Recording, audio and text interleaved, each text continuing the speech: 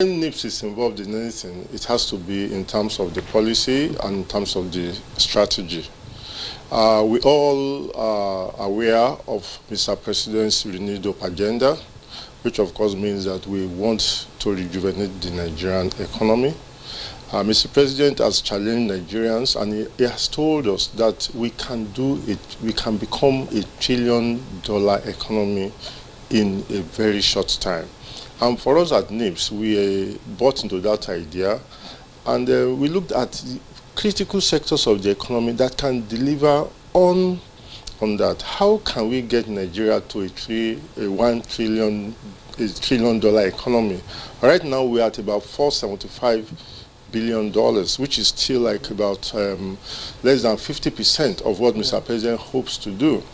Now, of these 6 critical sectors identified by NIPS, mining sector is one of those sectors. And then when we put our focus on the mining sector, we found that in actual fact there appears to be too many obfuscating issues with mining.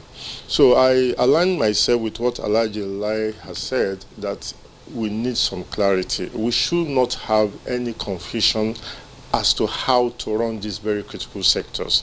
And of course, if anything is going to work at all, you must think out the policies very clearly.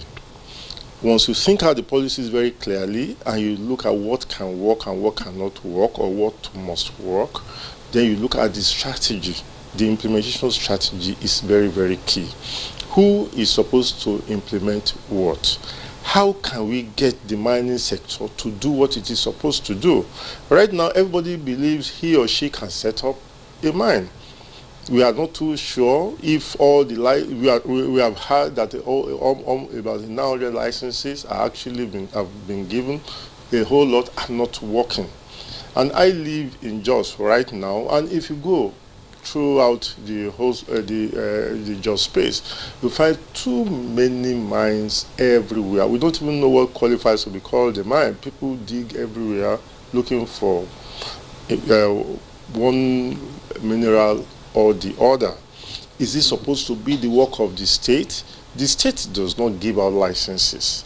Now, we give out licenses from Abuja for mines. Most of these mines, when you give out licenses, they conflict with some other land uses. The state feels that, oh, okay, this is what I want to use this particular piece of land for. But now somebody gets a mining license to come and begin to dig the place. You get to certain places that people have been given mining licenses for. They find that already those places have been dug out.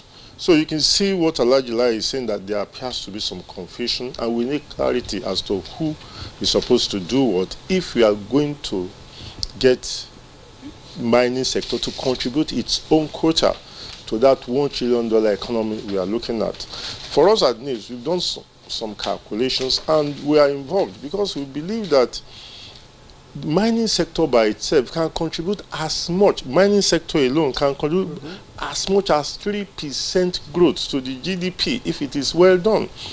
Mr. President is looking at 6% growth per year. But we believe if the mining sector can be well organized and is contributing 3% growth, don't forget the other sectors, we can actually do as much as 10%. I was at the meeting last week and I was telling those who are there, I said, we believe we can even do better than 6%. The baseline Mr. President gave is looking at 6%. All MDAs must work so hard, work together, work together to ensure that we even deliver much more than 6%.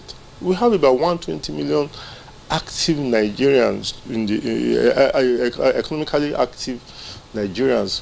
Where are we going to get them to all play a part?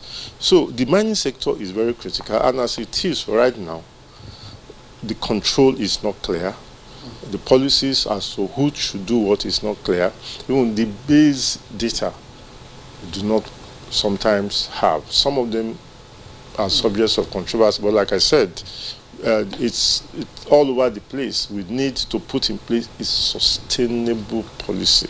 In other words, you are talking about a governance structure in that sector, which is lacking